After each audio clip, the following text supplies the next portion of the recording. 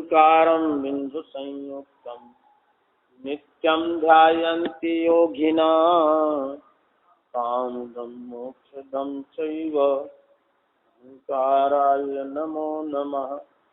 नमः समेशाराय स्वानुभूत्याचकाशते चित्स्वभावाय भावाय सर्वभावान्तराक्षिणे वन्दे तो सर्वसिद्धे ध्रुवं वचल्मणोभं गन्धपात्रे मोक्षामि समे पाहुरमिणम् शुभकेवलीभणिधम् निज स्वरूप को परम रस जाने भरो अपार बंदों परमानंदमय समय सार अविकार कुंद कुंद मुनि चंदवर चंद मुनि आत्म रसी बनारसी बंदो पद अरविंद। श्रीमद् भगवत कुंद कुंदाचार्य देव द्वारा रचित समेसार वचनिका में ज्ञान मात्र से बंध का निरोध कैसे होता है, इस प्रश्न के उत्तर में गाथा 72 अवतरित होती है, जिसमें आचार्य भगवंत कहते हैं षडाधूढ़यासवाडं चित्तं च विपरीत भावं च दुःखस्य कारणं तियतदोरीयस्यो अशुचिपना विपरीतता ये आश्रवों का जान के और दुख कारण जान के उनसे निवर्तन जीव करे। आश्रमों का अशुचपना विपरीतपना और दुख का कारणपना जानकर यह जीव उनसे निवृत्त होता है। आश्रव अशुचि है और भगवान आत्मा शुचि है, पवित्र है, निर्मल है। आश्रव विपरीत है भगवान आत्मा से। भगवान आत्मा ध्यायक है और आश्रव ज्ञेय है। भगवान आत्मा चेतन है, आश्रव जड़ है। भगवान आत्मा सुख का कारण है, आश्रव दुख के कारण है। इस 3 प्रकार से आश्रव की एकता व्यक्त की। ये चर्चा अपनी हो चुकी थी। इसके आगे भी इस प्रकार आत्मा और आश्रवों में 3 विशेषणों के द्वारा भिन्नता देखकर जिस समय वेद ज्ञान करता है, उसी समय क्रोधादि आश्रवों से निवृत्त होता है। माने जिस समय भेद ज्ञान होता है, आश्रव और आत्मा के बीच में उसी समय क्रोधादि आश्रवों से निवृत्त होता है। अर्थात बंध नहीं होता है, संवर होता है। यदि उन आश्रवों से निवृत्त ना हो तो पारमार्थिक सच्चे वेद ज्ञान की सिद्धि नहीं होती। यदि कोई आश्रम से निवृत्त ना हो, पारमार्थिक सच्चे वेद ज्ञान की सिद्धि ना हो, क्या समझना है? वेद ज्ञान से आश्रमों से निवृत्ति होती है तो प्रश्न खड़ा होता है कि वेद ज्ञान हो और आश्रमों से निवृत्त ना हो तो कहते हैं कि वह उसको पारमार्थिक सच्चे भेद ज्ञान की सिद्धि नहीं हुई। क्या समझना? ऐसा नहीं कहा कि आश्रमों से निवृत्त नहीं होता है तो वह भेद ज्ञान नहीं है।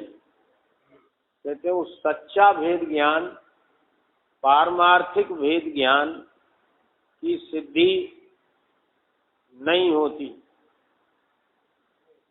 पारमार्थिक भेद ज्ञान यदि है तो आश्रमों से निवृत्ति है, और आश्रमों से निवृत्ति है तो पारमार्थिक सच्चा भेद ज्ञान है। इसलिए यहाँ ऐसा कहा कि क्रोधादि आश्रमों की निवृत्ति से अविनाभावी ज्ञान मात्र से ही अज्ञान के कारण होने वाले पौद्गलिक कर्म बंध का निरोध सिद्ध होता है। क्या समझना?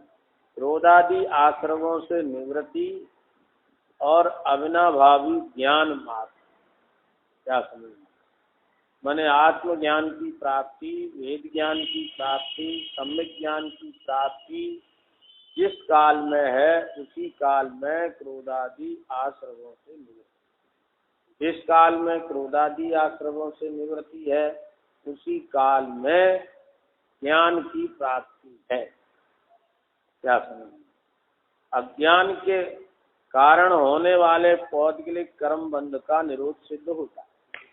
अज्ञान से जो पहले पौद्गलिक कर्म का बंध हो रहा था वो अब वेद ज्ञान होने पर उस बंध का निरोध हो गया, अर्थात संवर हो गया, निर्जरा हो गई, ऐसा सिद्ध होता।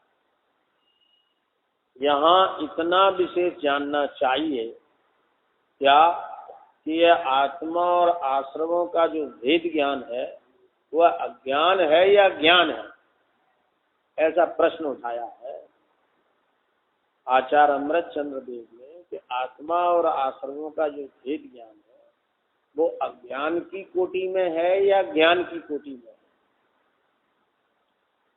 तो उत्तर यदि अज्ञान है तो यह आश्रमों से अभेद ज्ञान ही हुआ, क्योंकि जहाँ अज्ञान है वहाँ आश्रम और आत्मा का भेद ज्ञान नहीं है, और जहाँ आश्रम और आत्मा का भेद ज्ञान है वहाँ ज्ञान है, इससे अलग नहीं हुआ। यदि ज्ञान है तो पुनः प्रश्न है कि वह ज्ञान आश्रमों में प्रवृत्ति रूप है या निवृत्ति रूप। यदि वह ज्ञान आश्रमों में प्रवृत्ता है तो वह ज्ञान आश्रमों से अभेद ज्ञान रूप अज्ञान ही है। क्या समझना है? यदि ज्ञान आश्रमों में प्रवृत्त होता है तो वह ज्ञान भेद ज्ञान नहीं है, वह अभेद ज्ञान अर्थात अज्ञान है। इसमें भी कोई विशेषता नहीं है, और यदि वह आश्रमों से निवृत्ति रूप है तो ज्ञान ही से बंध का निरोध कैसे सिद्ध नहीं हुआ, अर्थात सिद्ध ही हुआ। आश्रमों से निवृत्ति है तो ज्ञान से बंध का निरोध भी है। क्या समझ? और कोई ऐसा समझे कि भेद ज्ञान तो है पर आश्रमों से निवृत्ति नहीं है, तो इसका मतलब भेद ज्ञान यथार्थ नहीं है।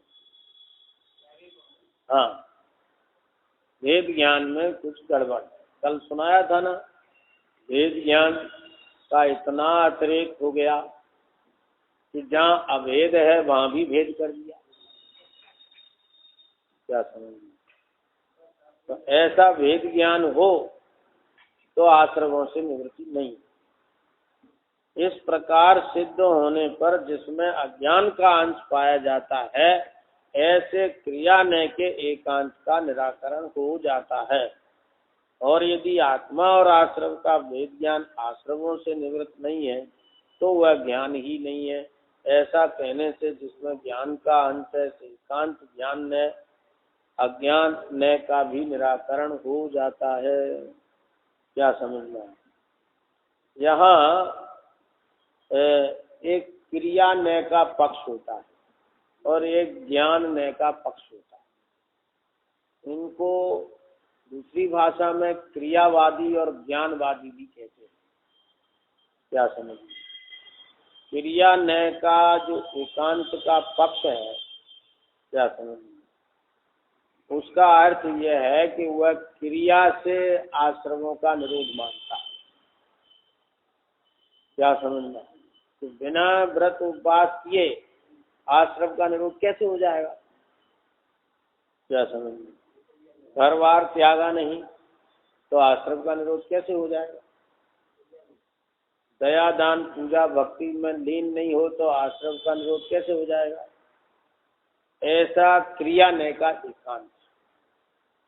दूसरा जानने का भी एकांत है। क्या? बस जान लो, क्या समझना है? जान लो, कैसा जान लो, ये कोई बात नहीं। क्या? कि आत्मा शुद्ध है, ऐसा जान लो। क्या समझना है? ऐसा कहने से जिसमें ज्ञान का अंश है, ऐसे एकांत ज्ञान में का भी निराकरण हो जाता है। कोई ज्ञानवादी है, माने शुद्ध आत्मा हूँ ऐसे ज्ञान से ही आश्रम का निरोध मानता है। कोई क्रिया से ज्ञान आश्रम का निरोध मानता है, तो कहते हैं दोनों ही अज्ञान है। क्या समझिए? अब भावार्थ में पंडित जयचंद जी साहब कहते हैं आश्रव अशुचि है, जड़ है और दुख के कारण, एवं आत्मा पवित्र है, ज्ञाता है और सुख स्वरूप है। इस प्रकार दोनों को उनके लक्षण भेद से भिन्न भिन्न जानकर जो आत्मा आश्रवों से निवृत्त होता है, उसको कर्म का बंधन नहीं होता। क्या समझना? ऐसा भेद जानकर, ऐसा लक्षण भेद, कैसा? बहुत बड़ा भेद है, विशेषांतर मूल गाथा में बहुत बड़ा अंतर है। कैसा अंतर है? भगवान आत्मा शुचि है, पवित्र है, निर्मल है, और आश्रव अशुचि है, मलिन है। भगवान आत्मा चैतन्य स्वरूप है, तो आश्रव जड़ है। भगवान आत्मा सुख स्वरूप है, आश्रव दुख रूप है। ऐसा लक्षण भेद से भिन्न जानकर जो आत्मा आश्रवों से निवृत्त होता है, उसको कर्म का बंध नहीं होता। क्यों नहीं होता? क्योंकि इस प्रकार वेद को जानकर भी यदि वह आश्रमों से निवृत्त ना हो तो वह ज्ञान ही नहीं है, अज्ञान ही है। क्या समझ? क्यों? अब कि जो यथावत भेद है उस प्रकार भेद नहीं जानता, इसलिए वो आश्रमों से निवृत्त नहीं होता, तो वह ज्ञान नहीं, अज्ञान है। यहाँ कोई पूछता है कि अवरति सम्यक दृष्टि को मिथ्यात्व और अनंतान बंदी कसाय संबंधित प्रकृतियों का आश्रय तो नहीं है, परंतु अन्य प्रकृतियों का तो आश्रय और बंध होता है, अतः इन्हें ज्ञानी कहें या अज्ञानी। क्या समझ? मिथ्यात्व संबंधी बंध नहीं है, लेकिन और तो प्रकृतियों का आश्रय होता है, तो इनकी इस सम्यक दृष्टि को ज्ञानी कहें कि अज्ञानी? चौथे गुण स्थान वाले। समाधान: सम्यक दृष्टि को जो कर्म प्रकृतियों का बंध होता है वह उसके अभिप्राय पूर्वक नहीं होता। सम्यक दृष्टि होने के बाद उसे पर द्रव्यों के स्वामित्व का अभाव है, इसलिए जब तक चारित्र मोह का उदय है तब तक उदय के अनुसार आश्रय बंध है, परंतु उसका स्वामीपना नहीं है। अर्थात अभिप्राय में वह उनसे निवृत्त होना ही चाहता है, इसलिए उसे ज्ञानी ही कहते हैं। क्या समझना? यहाँ जो बंध मिथ्या संबंधित होकर अनंत संसार का कारण है वही प्रधानता से विवक्षित है। अवृत्ति आदि से जो बंध होता है वो अल्प स्थिति अनुभाग रूप है, दीर्घ संसार का कारण नहीं है, अतः उसे प्रधान नहीं माना। सम्यक दृष्टि जीव के आश्रय नहीं है, बंध नहीं है, ऐसा ये समयसार ग्रंथ कहता है और यहाँ इस गाथा में कहा गया है। तो इस संबंध ऐसे प्रश्न का समाधान यहाँ पंडित जयचंद जी छाबड़ा बहुत ही अच्छा समाधान देते हैं। उस समाधान में उन्होंने कई हेतु प्रकट किए हैं। एक तो यह हेतु है कि वह अभिप्राय पूर्वक नहीं है। क्या समझ? अभिप्राय पूर्वक नहीं है, माने सम्यक दृष्टि को आश्रव और बंध में उपादेयपने की श्रद्धा नहीं।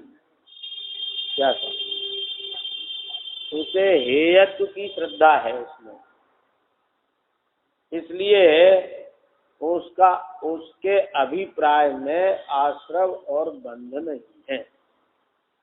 आश्रव और बंध का ज्ञान तो है, पर उसका श्रद्धान नहीं है, उसमें एकत्व नहीं है, उपादेयपना नहीं है। दूसरा हेतु क्या बतलाते हैं? सम्यक दृष्टि होने के बाद उसे परद्रव्यों के स्वामित्व का अभाव, माने परद्रव्यों का स्वामीपना नहीं है। संयोग है और सब कुछ है, पर मुनीम की भांति, मालिक की भांति, मालिक की भांति मिथ्या दृष्टि परद्रव्य का स्वामी होता है, और मुनीम की तरह सम्यक दृष्टि परद्रव्य का स्वामी नहीं होता। कार्य तो करता है, पर उसका स्वामित्व उसका नहीं होता, मालिक नहीं बनता। इसलिए जब तक चारित्र मोह का उदय है, तब तक उदय के अनुसार आश्रव बंध तो हैं, परंतु उसका स्वामीपना नहीं है। अर्थात अभिप्राय में वह उनसे निवृत्त होना ही चाहता है। क्या समझना है? अभिप्राय में हेयत्व बुद्धि है, मूल बात ये। क्या समझना? आश्रव और आत्मा के भेद में ये भिन्न वस्तु है, ये इसमें नहीं है।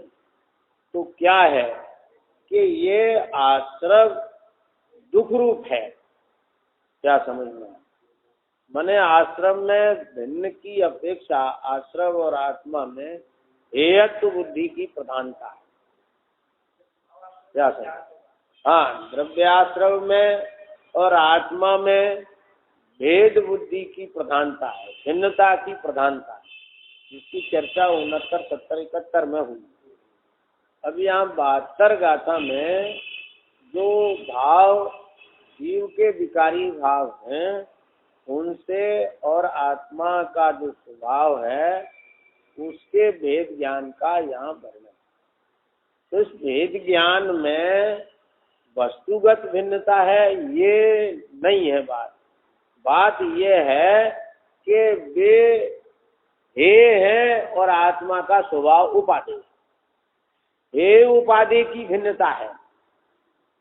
समझ में आना? अब बताई ना कि हे उपाधि की भिन्नता क्या? आश्रव मलिन है और भगवान आत्मा निर्मल है। क्या समझ में? आश्रव जड़ है और भगवान आत्मा चेतन है। आश्रव दुख के कारण है और भगवान आत्मा सुख का कारण है। तो इस प्रकार अभिप्राय में उनसे निवृत्त होना चाहता है। जिनसे? आश्रमों से। इसलिए उसे ज्ञानी ही कहते हैं। क्या कहते हैं? ज्ञानी ही कहते हैं। क्यों कहते हैं? कि वो आश्रमों का श्रद्धान कैसा है? जैसे संसारी जीव को रोग का श्रद्धान होता है। ऐसा होता है, रोग का श्रद्धान होता है। जैसे रोग किसी जीव को सुहाता नहीं है, ऐसे ही ज्ञानी को आश्रव सुहाता नहीं है, इसलिए उसे ज्ञानी ही कहते हैं। यहाँ जो बंध मिथ्यात्व से संबंधित होकर अनंत संसार का कारण है, वही प्रधानता से विवक्षित है। ये तीसरा हेतु दिया। क्या समझना? 3 हेतु दिए। एक हेतु तो ये कि आश्रव बंध उसके अभिप्राय में नहीं है, माने उनमें उपादेय बुद्धि नहीं। दूसरा हेतु ये है कि परद्रव्य के प्रति स्वामित्व नहीं है। क्या समझना? तीसरा हेतु अब ये देते हैं कि जो भी बंध होता है वह अनंत संसार का कारण नहीं है। ख्याल में आया ना? अनंत संसार का कारण नहीं है। आप यूँ समझो कि मिथ्यात, अविरत, कसार, योग 4 प्रकार के आश्रम। तो उसमें जैसे 999, तो उसमें जो पहला 9 का अंक है उसकी वैल्यू कितनी है? 9000। 9000 की वैल्यू है उसकी 9999। 4 अंक है ना 9 के, हम भूल गए कहने में। 9999 ये 4 अंक हैं। पहला अंक खत्म होने का मतलब हुआ 9000 कम हो गए। क्या समझ में? और जिसने 9999 रुपए हैं और उसने 9000 रुपए दे दिए, क्या समझ में? तो वो ईमानदार की पुष्टि हो गई। क्या समझ में? वो 999 रखेगा नहीं। क्या समझ में? ऐसे ही जिसका पहला अंक खत्म हो गया आश्रम का, तो वो अनंत संसार खत्म हो गया। क्या? अब जो बचा संसार वो रहेगा नहीं।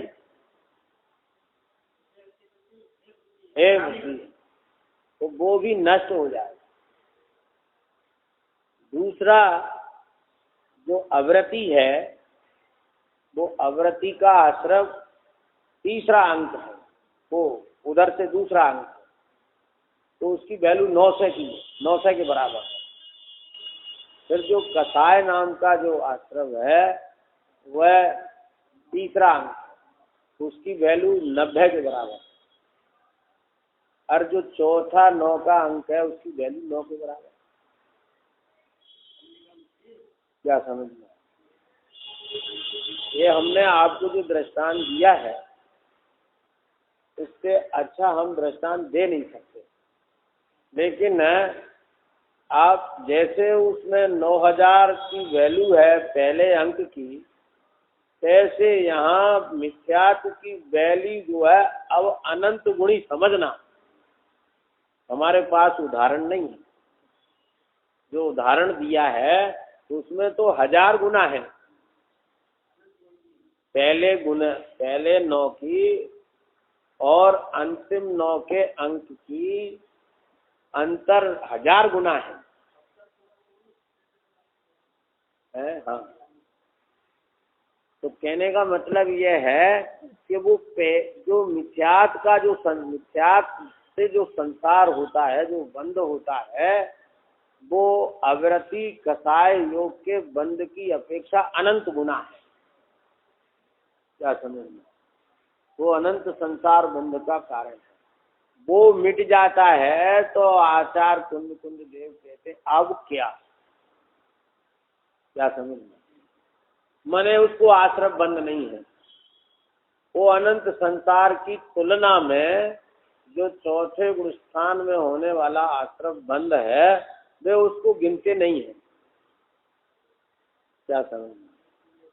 क्योंकि अनंत संसार के बंध का कारण आश्रम खत्म हो गया।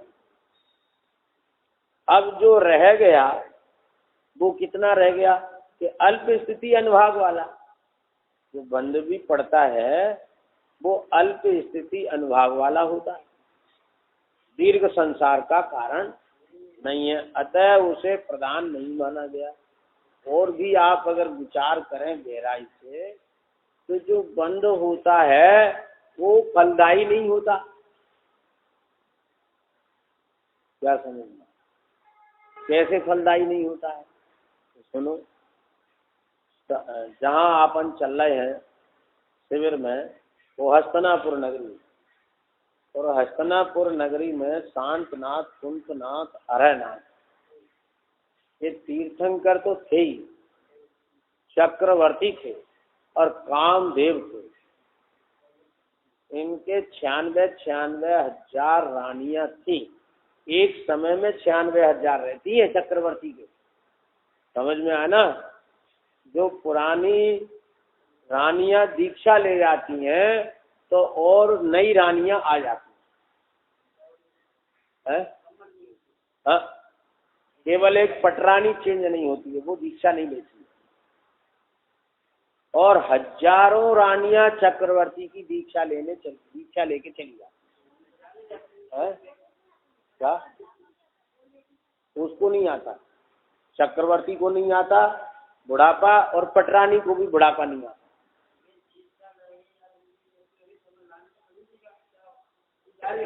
अरे ऐसा योग है, ऐसा ही पुण्य का, चक्रवर्ती का ऐसा पुण्य का प्रबल योग है कि कोई दीक्षा लेती हैं तो दूसरी और रानियां भेंट करने राजा आ जाते हैं, अपनी अपनी कन्याओं को लेकर चक्रवर्ती के पास आ जाते हैं। चक्रवर्ती बारात लेके नहीं जाता। क्या समझना? हाँ, चक्रवर्ती को राजा अपनी कन्याएं भेंट में देने आते हैं। क्या समझना? हाँ, तो ऐसे शांतनाथ, कुंथनाथ, तीर्थंकर चक्रवर्ती थे और कामदेव थे। समझ में आया ना? जो कामदेव होते हैं वे बाल ब्रह्मचारी नहीं होते। तो भोगों से पाप का बंध होता है, तो वो पाप का फल कहाँ गया ये बताओ? है? अभिप्राय से नहीं था, लेकिन अल्प स्थिति अनुभाग बंध तो होगा, तो वो भी खत्म हो जाता है, ये कह रहा हूं मैं। समझ में आया ना? जो अल्प स्थिति अनुभाग वाला बंध होता है, वह का भी अपकर्षण और संक्रमण हो जाते हैं, उनके उदय नहीं आते। वे मुनि हुए तो एक उपसर्ग नहीं आया। क्या समझ में आया? आहार में अंतराय नहीं आया, तो वो कहाँ गया? अरे वो पूरा पुण्य तो था ही, लेकिन जो इस भव में भोग भोगे वो पाप का फल कहाँ गया? वो अल्प स्थिति अनुभाग वाला तो था ही, लेकिन वो अल्प स्थिति अनुभाग वाला फल भी नहीं हुआ। हाँ, तो स्वरूप की आराधना से जो अल्प स्थिति अनुभाग का जो बंध पड़ता है, तो उसका भी जो है खात्मा हो जाता है, उसका भी संक्रमण हो जाता है। इसे एक उदाहरण नहीं, भरत चक्रवर्ती का उदाहरण है कि वे उनको तो उपसर्ग की बात तो दूर, परिचय नहीं आई उनको, भरत को तो अंतर मुहूर्त में केवल ज्ञान हो गया। जिस दिन दीक्षा ली उसी दिन केवली परमात्मा बन गए। और मालूम है आपको, पूर्वों की आयु थी और 2 दिन की आयु शेष थी तब दीक्षा ली है। ऐसा उदाहरण नहीं मिलेगा है कि पूर्वों की आयु 84 लाख पूर्व की आयु ऋषभ देव की थी, उनकी थोड़ी बहुत कम होगी। 80 लाख पूर्व तो होंगे ही, मुझे क्लियर नहीं पता, लेकिन पूर्वों की आयु थी। तो चक्रवर्ती की आयु पूरी पूरी गुजर गई, मात्र 2 दिन शेष रह गए। तब अंगूठी सरकी उंगली से, तब वैराग्य है। तो जब वैराग्य होता है तो कोई न कोई जो सामने हो वही निमित्त कहलाता है। और मेरी घटनाएं घट गई और वैराग्य नहीं हुआ चक्रवर्ती को, भरत को है।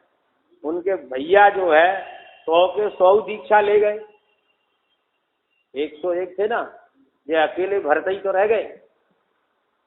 100 के 100 भाई दीक्षा ले चुके थे, मेरे केवली होकर मोक्ष जा चुके थे, उनके बेटे मोक्ष जा चुके थे। क्या समझना है? बहुत पुण्य था तो था, हम उसकी बात नहीं कर रहे, बहुत पुण्य था पूर्व का। हम तो ये कह रहे हैं कि वो अल्प स्थिति अनुभाग वाला बंध पड़ता है, उसका भी फल उसको नहीं मिलता। भीम ने जो है कीचक के 100 भाइयों को आग में झोंक दिया। समझ में आया ना? और निरपराधी वो बेचारे, उन भाइयों का क्या दोष था? दोष तो उसका कीचक का था, उसने पार्वती को, द्रौपदी को छेड़ा था। लेकिन वो तो निकल गया हाथ से, उनके 100 भाई पल्ले पड़ गए, उनको आग में झोंक दिया भीम ने। अब भीम मोक्ष चले गए। कहाँ गया बात, सब खात्मा हो गया ना, खत्म हो गया ना। स्थिति अनुवाद अपकर्षण होके खत्म हो गए, कोई के संक्रमण होके खत्म हो गए, निर्जरा हो गई, वे कोई उदय में नहीं आए। जुआ खेला और लोग चले गए।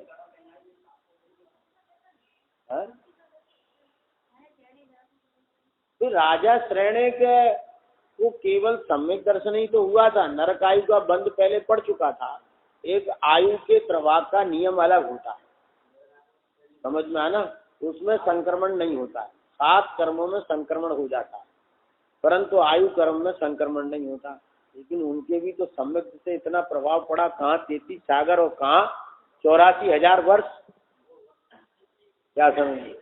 लेकिन आयु कर्म में प्रभाव नहीं होता है, वो संक्रमण नहीं होता है।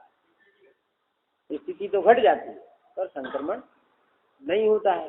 राजा मधु ने क्या है, दूसरी परस्त्री का हरण किया है, और फिर उसको बाद में ज्ञान वैराग्य हो गया। कोई परस्त्री का हरण करने वाला अपराधी आया, उसको उसने फांसी का हुक्म कर दिया।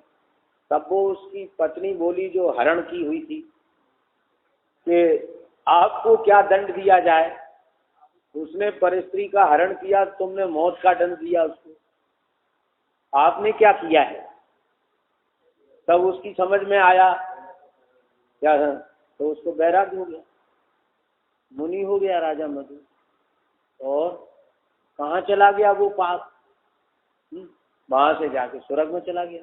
स्वर्ग से आया तो प्रद्युम्न हो गया है। अब प्रद्युम्न हो गया, उसको वो उठा ले गया, पूर्व भव का दुश्मन। लेकिन उसका क्या बिगाड़ा, वियोग हुआ माता पिता को, उसको क्या वियोग हुआ, दूसरे माता पिता मिल गए हैं। क्या था, शिला से दबा दिया, शिला हिलने लगी उसकी सांस से। वज्र सब नाराज संग्रहण वाला था, उधर से काल कंबर आ गया। राजा रानी, उसकी रानी, उस राजा ने उसको गोद में दिया कि तेरे बालक नहीं है, तू उस बालक को पाल। तो उसने कहा तेरे 500 पुत्र हैं, मेरे पुत्र को कौन सुनेगा इसकी,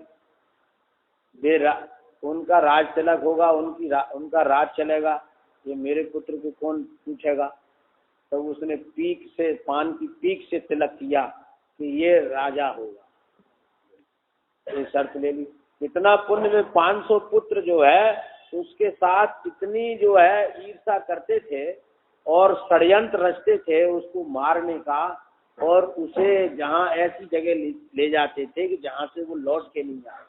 और वहां जाके क्या होता था कि उसे विद्याएं मिलती थी और वो रानियां वो लेके राजा आ जाते थे वहां कि ऐसा लक्षण मिलेगा वो तो इस लड़की का पति होगा है। और उसे विद्याएं मिल जाती थी और उसे रानियां मिल जाती थी। तो बता तो कितना पुण्य प्रबल, कहाँ गया वो पाप, ये बताओ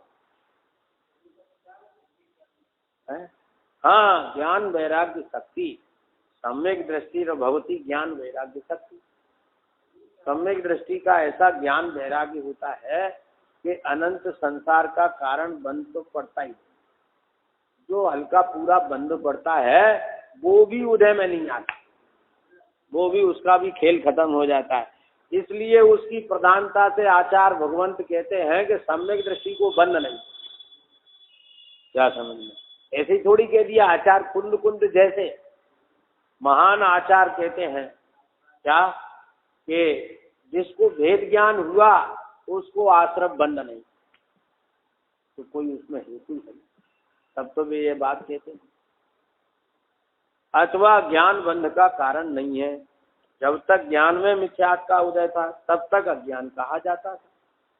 मिथ्यात्व के नाश हो जाने के बाद अज्ञान नहीं, ज्ञान ही।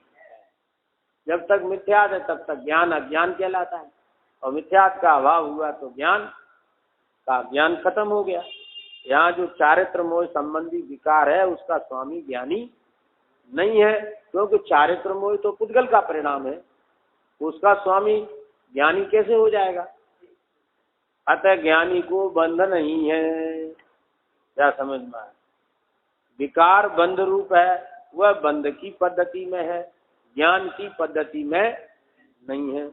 और तो ज्ञान को जुदा देखता है और बंध को जुदा देखता है। यही तो भेद ज्ञान इसका एक चमत्कार है। इसी अर्थ का समर्थन अगली गाथा में होगा। अब यहाँ आगे संबंधी कलश जो है आने वाला है। क्या इस प्रकार ये 72 गाथा 72 की चर्चा यहाँ